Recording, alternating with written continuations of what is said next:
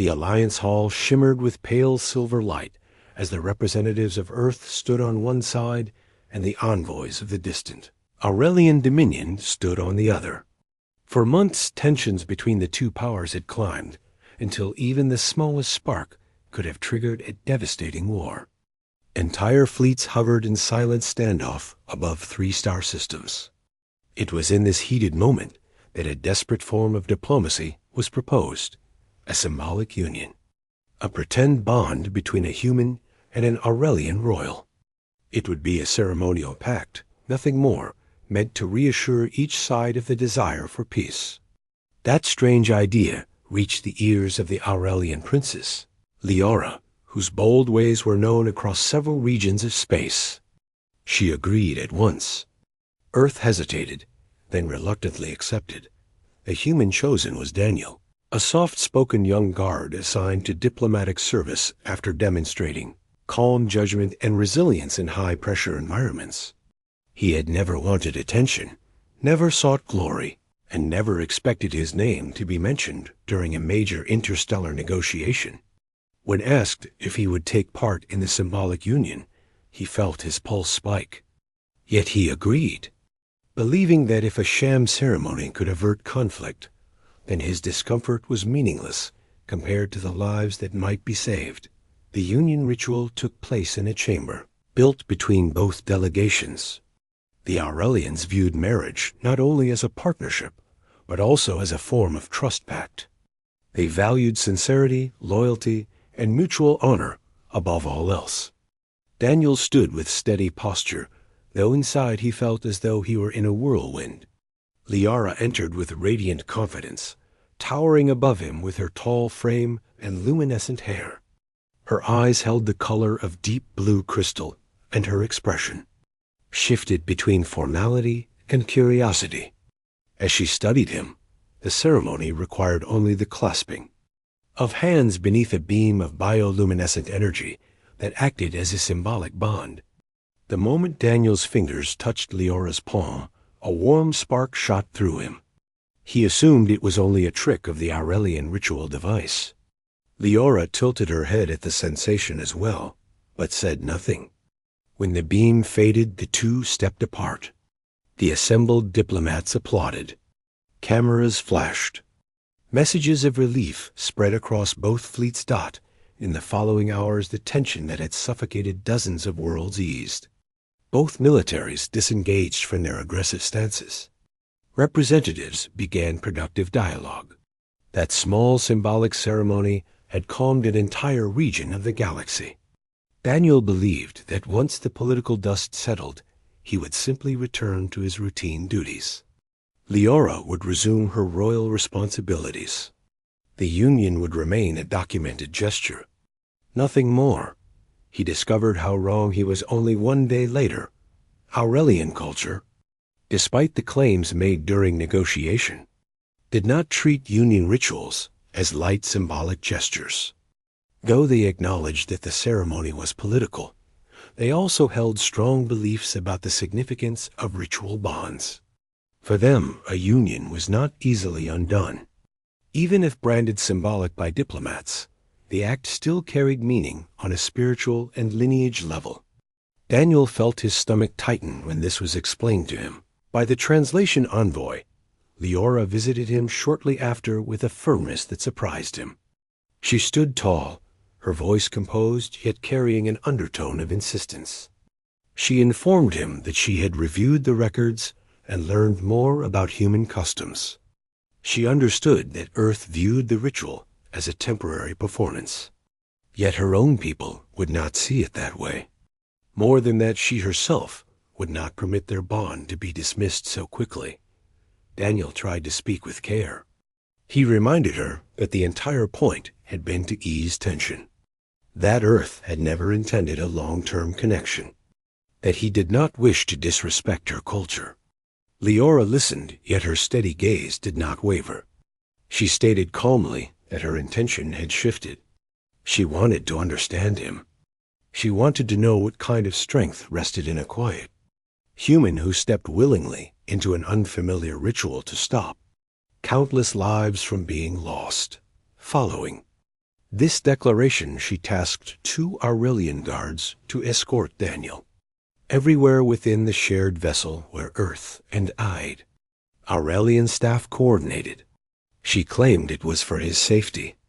Daniel suspected it was also her means of ensuring he did not escape the situation too quickly. Days turned to weeks. Leora sought him out regularly.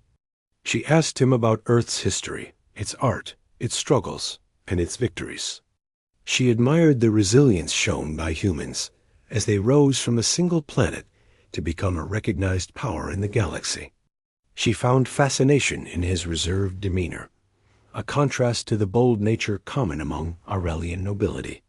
Daniel felt overwhelmed by the attention, yet he also found himself intrigued by her fierce loyalty and sharp intellect. That one evening Leora summoned him to the observation deck of the Aurelian flagship. The vast stretch of stars shone like scattered silver dust. She stood near the transparent field, her posture softer than usual. She confessed that she had seen countless envoys, warriors, and leaders attempt to avoid duty or shift responsibility during tense moments.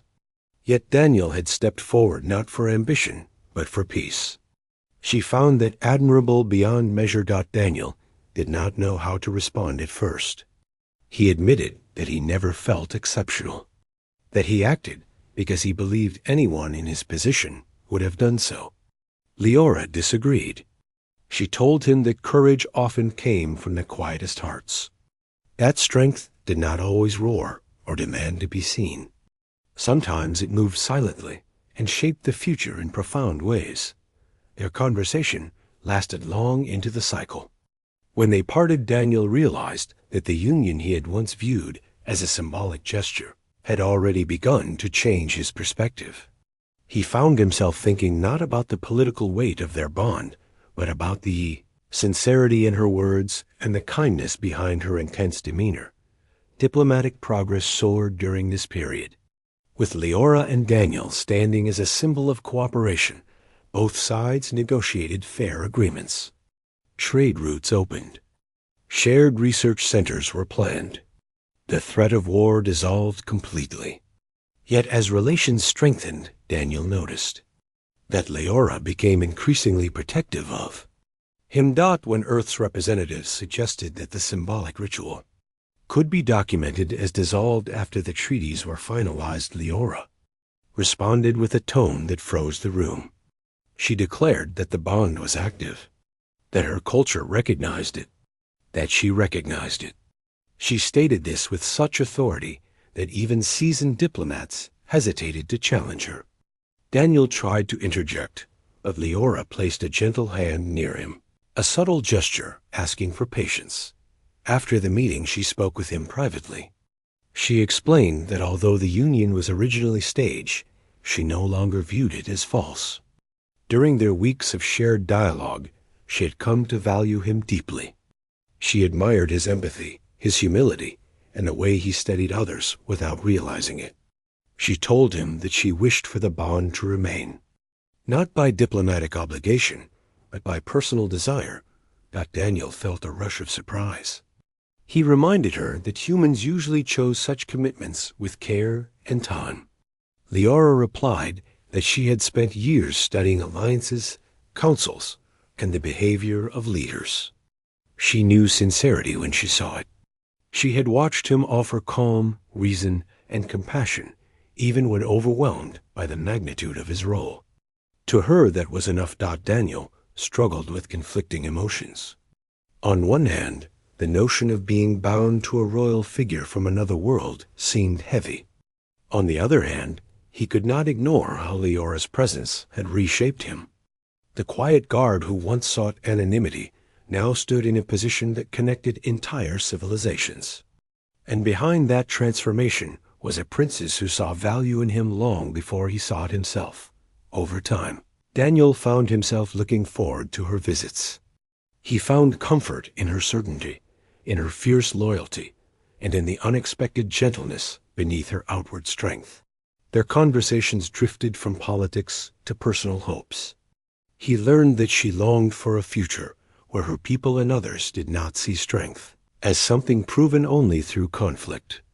She learned that he had always felt small, yet wanted to contribute something meaningful to the galaxy dot. Eventually, Leora invited him to an Aurelian cultural rite that symbolized mutual respect. It involved sharing a glowstone fragment that pulsed warmly when held by two individuals whose intentions aligned. Daniel agreed. When their hands touched, the glowstone brightened. Leora smiled with unguarded emotion. Daniel felt a warmth that was not from the stone alone. The Aurelian Council soon announced that the union between Daniel and Leora would be recognized as official across their territories.